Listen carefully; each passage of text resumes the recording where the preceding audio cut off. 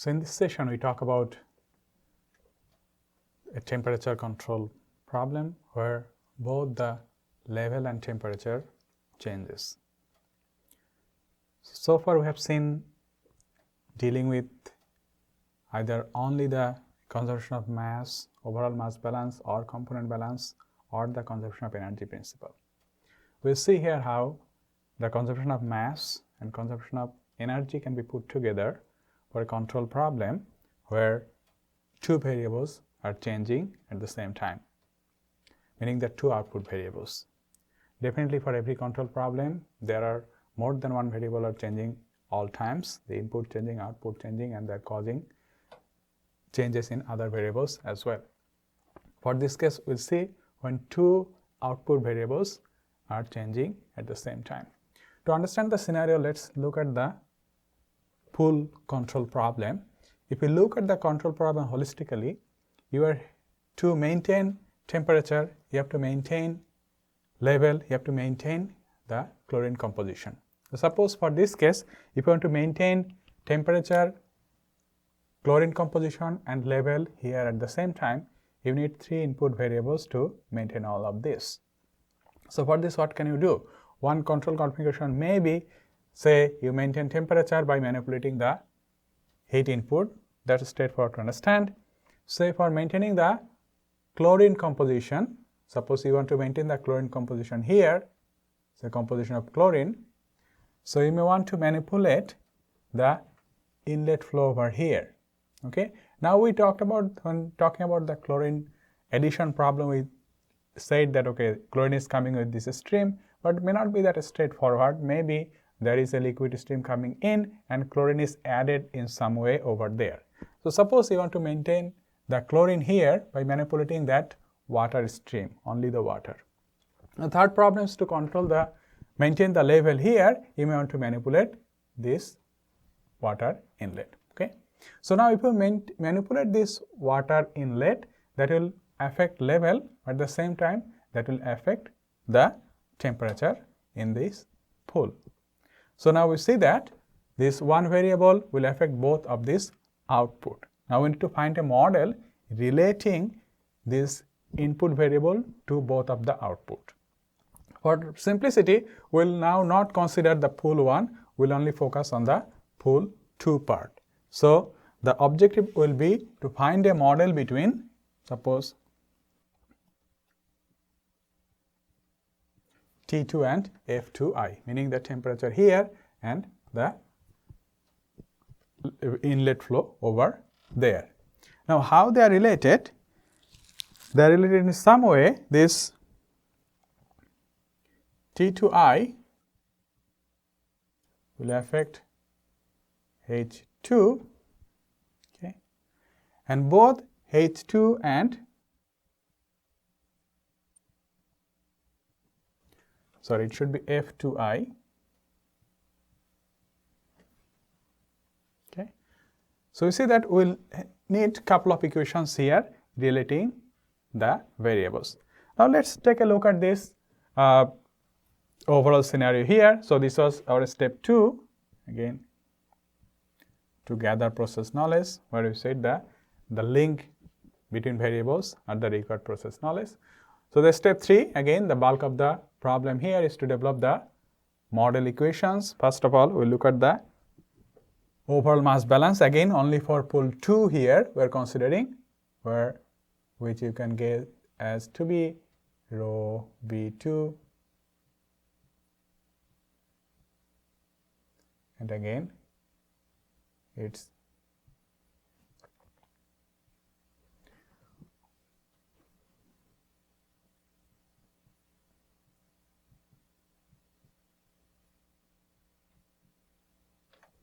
and after simplification we will simply get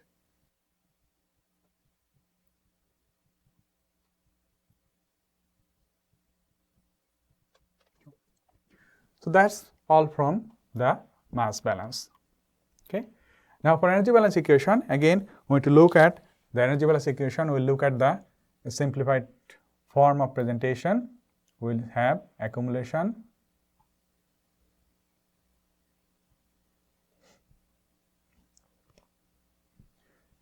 Again, this is rate of accumulation of energy, will be in by convection minus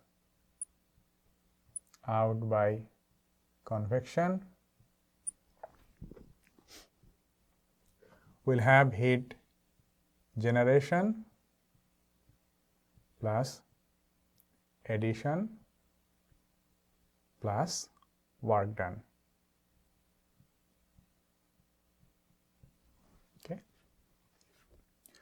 We see this for this particular case, we do not have any heat generation here, there is no reaction, there is no heat addition in pool 2.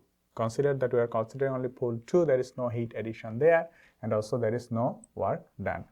So we can get rid of those 3 terms. So now let's look at the accumulation term here. You can write in terms of, again, the energy in terms of enthalpy, which is expressed as mCp dt. So we're writing for pool 2 only, do remember, writing for pool 2 only. So we'll have rho V2 giving the mCp T2 minus T reference. So its derivative time will give you the accumulation. In by convection, again, we have 2 streams coming in. So we have for this stream rho F1 naught Cp, its temperature is T1, Tr. Then we'll have the second stream coming in, rho F2i, it's this stream here, Cp, T2i minus Tr, and the going out is this stream here, so rho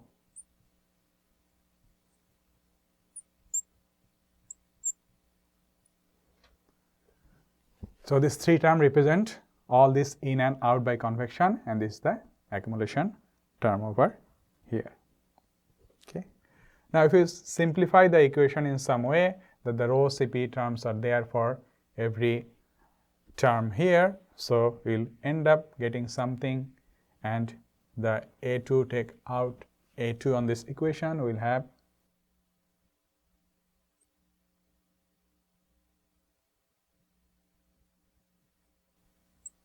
dt will be simply F1, we'll add this to be F1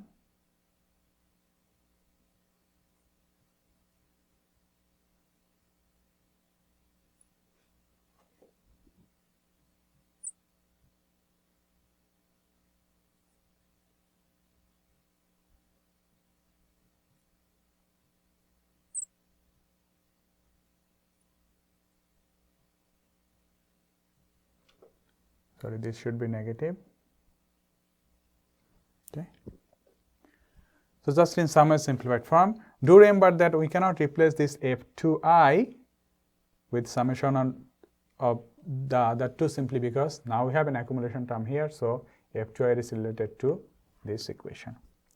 Now we have, you see, within this derivative term there is the H2 and T2, both are variable and function of time. So those are inside this derivative term, so you cannot take those out. Okay. So now this left hand part of this equation we can express in a way that A2 d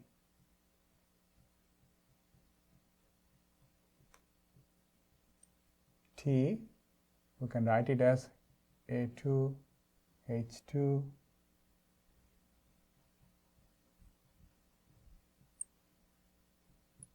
plus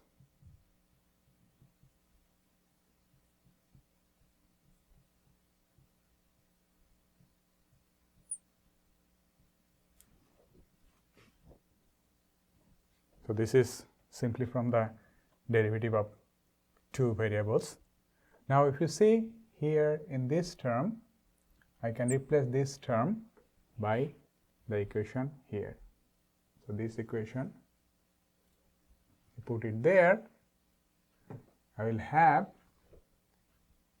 for this equation here, I will put this term f1 naught minus f2 naught, that will be a2 times dh over dt. So this will be simply, this entire thing will be a2 h2 d. Now you see, if I take the derivative of the reference signal, that's a constant, so that becomes 0, we'll have only dt2 plus, you have this term t2 minus tr, and a2 dh2 over dt will give you this term f1 naught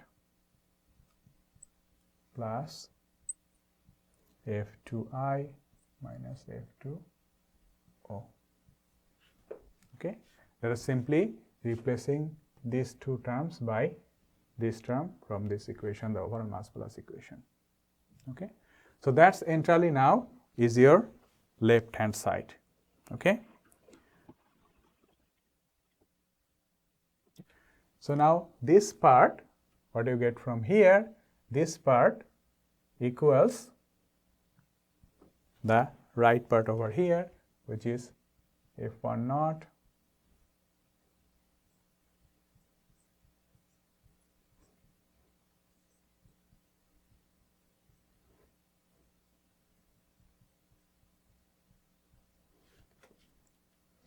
minus f2 naught t2 minus tr. So now if we look at the term over here, and here you see that f2 naught t2 minus tr are there on both sides, so that will get cancelled.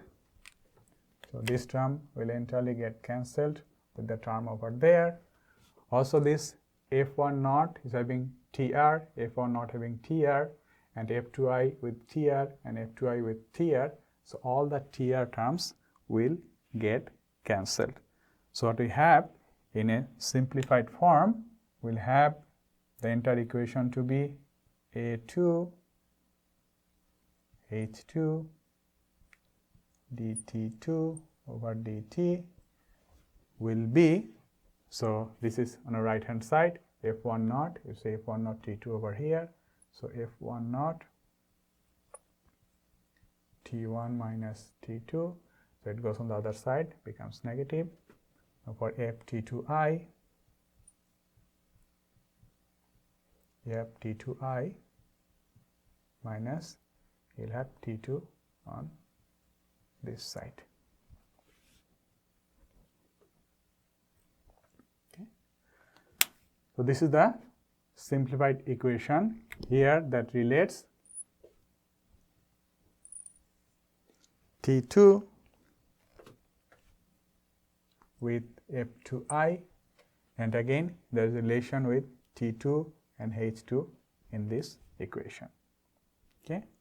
So that's again F2i affects H2, that's expressed by this equation here, and then both F2i and H2 will affect T2, that's expressed by this equation. Okay. So just again this example shows when one input variable affects two outputs, how to relate those. Okay. Do remember that we have used the derivative term for two variables, dxy becomes x dy plus y dx. So that's the new equation we used here. Thank you.